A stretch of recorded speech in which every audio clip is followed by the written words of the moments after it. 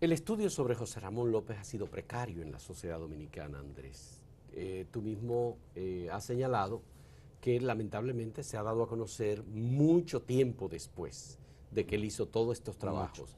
¿A qué se debe que los intelectuales dominicanos no tienen una mirada hacia este pasado tan rico en el debate, en la discusión sobre la identidad dominicana, por ejemplo? Yo siempre se lo he atribuido a dos cosas. Una, a la influencia que tuvo el pensamiento marxista a partir de la década de los años 60 en nuestro país, que tuvo una tendencia a rechazar a estos pensadores de la cuestión nacional en virtud de los prejuicios y de los señalamientos, en algunos casos radicales, como es el caso de José Ramón López, respecto de las taras del proceso de formación del Estado-Nación. Lo mismo le ocurrió a Américo Lugo. Claro.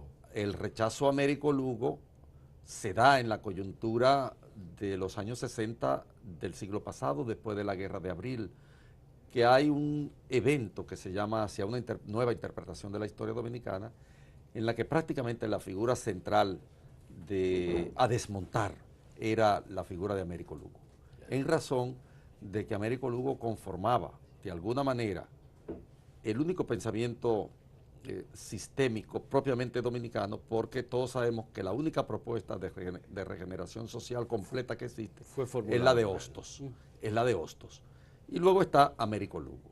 De manera que hubo de entrada un prejuicio de rechazo a estos Y eso, pensadores. a eso se debe también que haya sido encasillado Américo Lugo conjuntamente con José Ramón López como representante de una tendencia pesimista en la Claro, sociedad. claro. Y se debe sobre todo al hecho de que tanto Lugo como López, como Moscoso Puello, como Claro. una enorme cantidad de Sí, pensadores no creían en la viabilidad de la nación. Y yo quisiera señalar que una de las características negativas del positivismo en el continente americano fue justamente esa, la de crear en relación con las vías del desarrollo de los estados modernos el arquetipo negativo de los estados americanos.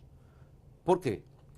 Pues porque las grandes figuras que se afiliaron al positivismo se inspiraron en los modelos que cuajó primero el mundo europeo y después el mundo americano. En el caso concreto, digamos, de Argentina, para poner un ejemplo bastante señero, la figura de Sarmiento. Sarmiento, un Domingo pensador Faustino Sarmiento, influido sí, por el claro. positivismo, Sí. etcétera.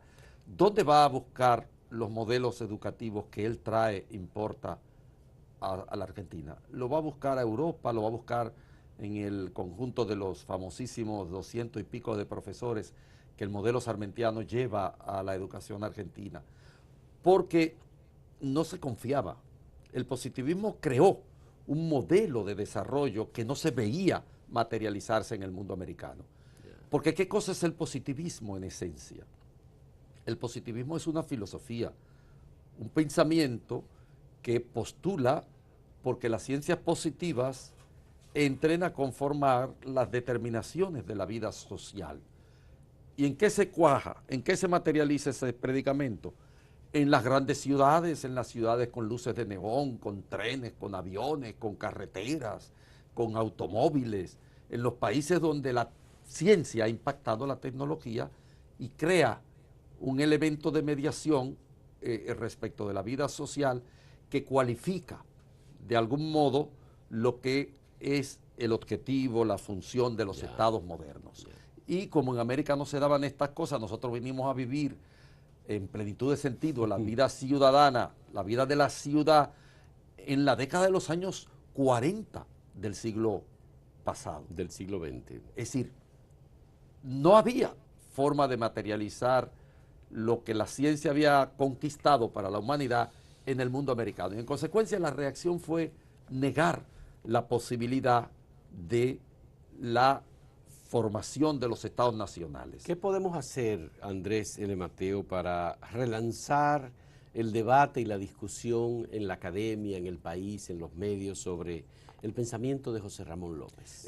Yo creo que ya se ha hecho algo. Fíjate que a partir del libro que en la década de los años, creo que fue a finales de los años 70, se publicó en la Ucamaima, sobre el gran pesimismo dominicano, que tiene, por cierto, una nota introductoria de Joaquín Balaguer, a partir de ese libro es que se estigmatiza a esa pléyade de pensadores que encarnaron una corriente del pensamiento que veía con dificultad la viabilización del Francisco Estado-Nación. Moscoso Puello, tú lo decías, Sí. Américo Lugo, José Ramón López. Un montón incluso pensadores no tan conocidos. En los últimos tiempos han aparecido otros pensadores importantes que también sostienen la tesis de la inviabilidad de la nación, que es lo que caracteriza básicamente al pesimismo. Pero oye, hay un tema relacionado con el fracaso de la política. Yo naturalmente creo que hay que recuperarlo y hay que darle un poco de sostén en este sentido, que no se vea solamente como un aspecto abstracto, un debate teórico. En la recopilación de escritos dispersos de José Ramón López, publicado por el Archivo General de la Nación y hecho por Andrés Blanco Díaz, que tú lo mencionabas hace un momento, son 3 tomos muy excelentes, bien hecho además. Hay un artículo que él titula Politiqueando, que escrito el 25 de mayo de 1909, cuyo último párrafo dice: porque más útil es a la patria quien siembra una mata de plátanos que quien dedica a la política una vida íntegra. Claro. Eso dice José Ramón López sobre los políticos. Es una decepción total sobre el ejercicio de la política. Pero es lo característico del siglo XIX. En el siglo XIX, si te lee la jeremíada de los intelectuales dominicanos de la época, el reclamo es contra quienes nos han dirigido. El reclamo es contra los políticos. Son los políticos los que han fallado en la manera de organizar la sociedad. Pero quería decirte algo que es fundamental para lograr eso que tú planteas, de recuperar la diafanidad del pensamiento de un Américo Lugo, de un José Ramón López. O Pedro Francisco. Una cosa curiosa es que son estos pesimistas cuya característica fundamental es la imposibilidad, la negatividad frente a la posibilidad de materializar el Estado-Nación dominicano. Son esos pesimistas quienes en la coyuntura en las cuales la nación dominicana ha estado amenazada por potencias extranjeras y amenazada de muerte real, puesto que estábamos en plena intervención norteamericana de 1916, crearon la pura y simple que dirigió nada más y nada menos que Américo Lugo, y alrededor de la cual estuvo nucleada prácticamente toda la intelectualidad del siglo XIX dominicano. La pura y simple se opuso pura y simplemente a la intervención norteamericana de 1916.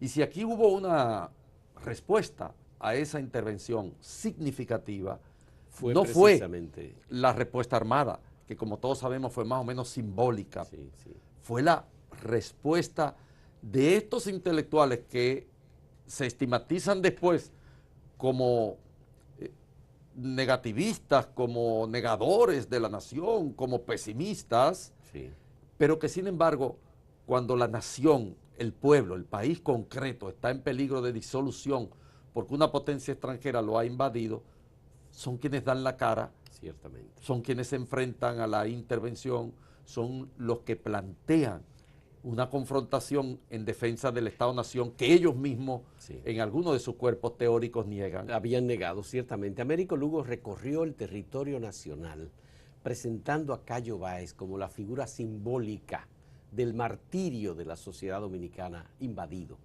por las fuerzas militares de los Estados Unidos y que había sido calcinado en su vientre. Y lo hizo con Fabio Fiallo. Fabio Fiallo que también, fue sometido a tortura por las tropas norteamericanas.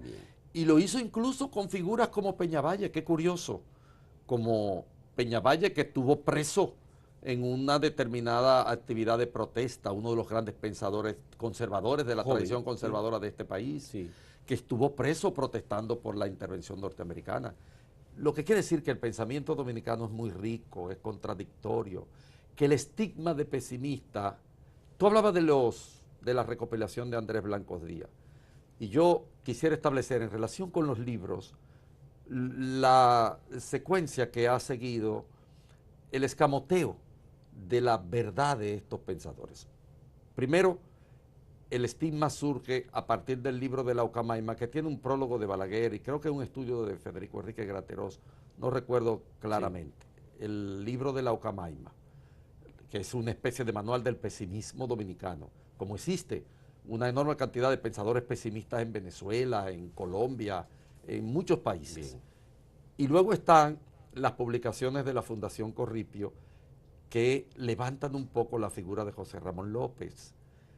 A partir de el estudio sobre la paz en la República Dominicana, que es una propuesta de organizar la sociedad no en base a esas escaramuzas guerreras que se han escenificado periódicamente en nuestro país, sino en base a un concepto moderno del Estado-Nación. Y luego está, y ahora sí, quisiera recomendar a quienes nos están viendo en este pequeño debate, que si quieren ver íntegro, totalmente a José Ramón López, que se lean los 3 tomos de Andrés Blancos Díaz.